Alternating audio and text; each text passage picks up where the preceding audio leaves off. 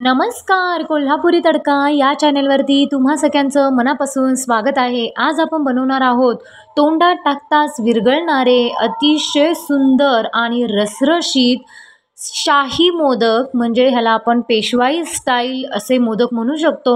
अगदी खव्याच्या चवीचे, अगदी तोंडात टाकताच विरघळणारे मस्त आणि स्वादिष्ट असे हे मोदक बनवणार आहोत.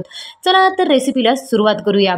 त्यासाठी मी इथं घेतलेला आहे, एक कढई घेतलेली आहे, म्हणजे यामध्ये दूध लवकरात लवकर आटून येईल यासाठी मी इथं कढई घेतलेली आहे आणि त्यामध्ये मी टाकणार आहे 2 वाटी मी इथं दूध टाकणार आहे. लक्षात ठेवा 2 वाटी म्हणजे इथं अर्धा लिटर हे दूध आहे आणि मी बरोबर मापानं हे दूध घेतलेलं आहे. लक्षात ठेवायचं आहे आपल्याला, हे अर्धा लिटर दूध आहे आणि यामध्ये आपण आता टाकणार आहोत, म्हणजे त्या अगोदर आपण या दुधाला एक उकळी येऊ देणार आहोत. एक उकळी आली की काय करायचं, त्यामध्ये लगेचच आपण 1 वाटी साखर टाकणार आहोत. लक्षात ठेवा मी इथं अर्धा लिटर दूध घेतलेलं आहे आणि 300 ग्रॅम मी इथं साखर घेतलेली आहे, म्हणजे फुल्ल 1 वाटी साखर आहे. आता आपण काय करायचं, हे दूध आपण थोड्या वेळासाठी काय करायचं आहे, म्हणजे आटवण्यासाठी दुसऱ्या शेगडीवरती ठेवणार आहोत. तोपर्यंत आपण इकडं काय करायचं आहे, एक गॅसवरती पॅन ठेवायचा आहे आणि त्या पॅनमध्ये आपण 1 वाटी तूप टाकणार आहोत. आता प्रमाण आणखी लक्षात ठेवा, तूप आपण 1 वाटी फुल्ल घेतलेलं आहे. तूप कडत आलं की त्यामध्ये लगेचच आपण 1 वाटी रवा टाकणार आहोत. अगदी हा बारीक रवा घ्यायचा आहे आणि तो रवा टाकल्या टाकल्या बघा असा फेस आल्यासारखं होतं, म्हणजे मस्त असं, म्हणजे प्रमाण दोन्ही योग्य आहे असं लक्षात घ्यायचं आणि व्यवस्थित आता आपला हा रवा भाजून घ्यायचा आहे. इथं एक लक्षात ठेवायचं आहे, प्रमाण मात्र आपण सगळे जे काही जिन्नस घेणार आहोत ते सगळं 1-1 वाटीचं प्रमाण घेणार आहोत. फक्त दूध मात्र आपण इथं 2 वाट्या घेणार आहोत. चला तर आता यामध्ये आणखीन आता 1 वाटी मी इथं बेसन पीठ टाकणार आहे. बेसन म्हणजे हे आपलं साधं, आपण जे भजी वगैरे करण्यासाठी वापरतो ते साधं आपलं बेसन पीठ आहे. आता हे पण यामध्ये टाकून घ्यायचं आणि पुन्हा एकदा खमंग हे सगळं जिन्नस भाजून घ्यायचं. आता हे थोडंसं भाजत आलं की त्यामध्ये लगेचच आपण 1 वाटी ओल्या नारळाचा चव टाकायचा आहे. हा चव मी खवलून घेतलेला आहे. अतिशय खवलून झाल्यानंतर पण आपण याला मिक्सरला थोडंसं फिरवून घ्यायचं, म्हणजे पूर्ण असं कचकच लागत नाही खाताना, अगदी पूर्ण त्या मिश्रणामध्ये विरघळून जातो.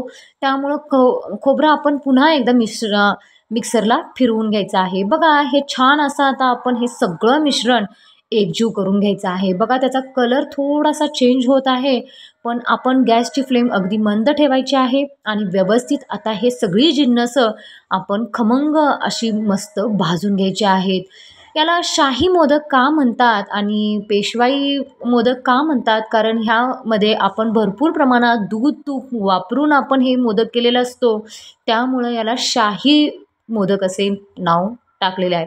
चला तर ते थोड्या वेळा आपण खाली उतरून ठेवलेलं आहे. त्यानंतर इथं तुम्ही पाहू शकता दूध आपलं पूर्ण आटलेलं आहे. पूर्ण म्हणजे आपलं अर्धा लिटरपेक्षा, म्हणजे 2 वाटी आपण दूध घेतलं होतं, 1 वाटी दूध होईपर्यंत आपल्याला हे आटवून घ्यायचं होतं. आता हे देखील आटलेलं आहे आणि हे मिश्रण पण तयार झालेलं आहे. आता इथं आपण हे सगळे जे जिन्नस घालून पिठं वगैरे रवा वगैरे वापरून जे जिन्नस काढून घेतलं होतं ते देखील आपण खाली उतरून घेतलेलं आहे. आता हे दुधाचं जे मिश्रण आहे ते यामध्ये ॲड करायचं आहे. दोन्हीही मिश्रण गरमच असायला हवेत, ही टीप मात्र लक्षात ठेवायची आहे. बघा त्यामध्ये हे सगळं आपण मिश्रण ओतलं की लगेचच रवा काय होतो, सगळं शोषून घेतो, म्हणजे जे काय आपण जिन्नस टाकलेले आहेत, रवा, खोबरं, बेसन पीठ, हे सगळं लगेचच शोषून घेतं, तुम्ही बघू शकता. आता काय करायचं, हे थोडंसं हलवून घ्यायचं आणि त्याच्यावरती एक झाकण ठेवायचं आणि अगदी 10 ते 15 मिनटासाठी आपण ठेवून द्यायचं. चला इथं 10 ते 15 मिनटं झालेले आहेत. आता तुम्ही पाहू शकता की पूर्ण हे मिश्रण फुललेलं आहे. अगदी सुटसुटीत आणि व्यवस्थित असं मऊ एकदम हे मिश्रण तयार झालेलं आहे, तुम्ही पाहू शकता. चला तर आता यामध्ये मी टाकणार आहे, बघा तुम्ही पाहू शकता त्याचं टेक्स्चर बघू शकता की अगदी खव्यासारखं आणि पेढ्यासारखं ह्याला टेक्स्चर आलेलं आहे, तुम्ही पाहू शकता. चला तर त्यानंतर आपण यामध्ये थोडेसे ड्रायफ्रूट्स टाका. ड्रायफ्रूट्स थोडेसे तुपावरती भाजून घेतले तर अतिशय सुंदर लागतात, पण तसंही टाकलं तरी पण चालेल. आता यामध्ये थोडीशी वेलदोड्याची पूड टाकायची आणि पुन्हा एकदा हे सगळं मिश्रण आपण काय करायचं आहे, एकजीव करून घ्यायचं आहे. बघा अगदी सुटसुटीत आणि खमंग असं हे मिश्रण तयार झालेलं आहे, तुम्ही पाहू शकता. चला तर आता आपण या मोदक साच्यामध्ये आपण एक पिस्ताचा काप ठेवा. तुम्हाला जे काही ड्रायफ्रुट्स आवडतील ते तुम्ही यामध्ये ॲड करू शकता. डेकोरेटसाठी तुम्ही काही त्यामध्ये केशर वापरू शकता. चला तर मी इथं पिस्ताचा एक काप ठेवलेला आहे आणि त्यानंतर असं या पद्धतीनं मी हे मिश्रण त्यामध्ये टाकणार आहे. बघा या पद्धतीनं आपण हे सगळं मिश्रण सेट करून घ्यायचं आहे, जसं मी व्हिडिओमध्ये दाखवते त्या पद्धतीने. चला तर आता आपण उघडून बघूया की आपला मोदक कसा बनलेला आहे. तुम्ही पाहू शकता की अगदी रसरशीत असा हा मोदक आपला बनून तयार आहे. अशाच पद्धतीने आपण इथं सगळे मोदक बनवून घ्यायचे आहेत. बघा तुम्हाला दुसऱ्या स्टेपमध्ये पण मी हा मोदक बनवून दाखवते.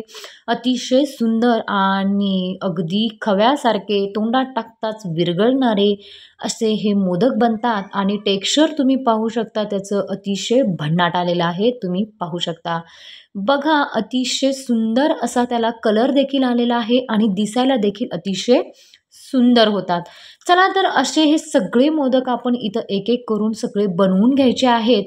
तुम्ही पाहू शकता अतिशय सुंदर पेढ्याच्या चवीचे अगदी भन्नाट चवीचे असे हे मोदक रसरशीत असे आणि पेशवाई स्टाईल म्हणतो आपण शाही मोदक तुम्ही या गणपती बाप्पासाठी जरूर बनवा आणि मला कमेंट करून नक्की सांगायला विसरू नका की तुम्हीही असे शाही मोदक बनवले की नाही. बघा तर असे हे मस्त टेक्स्चरचे असे हे मोदक जरूर बनवा आणि कमेंट करून मला नक्की सांगा. चला तर बघा तुम्हाला एक इथं मोदक मी फोडून दाखवते. बघा किती रसरशीत असा हा मोदक बनलेला आहे. तुम्ही पाहू शकता. अगदी लहानांपासून मोठ्यांपर्यंत सगळ्यांनाच आवडतील आणि एकदा ना एकदा तरी आपण गणपती बाप्पा आल्यानंतर हे मोदक जरूर बनवून पहा. म्हणजे घरातले पण देखील खुश होतील, गणपती बाप्पा पण खुश होतील. चला तर मोदक कसा वाटला कमेंट करून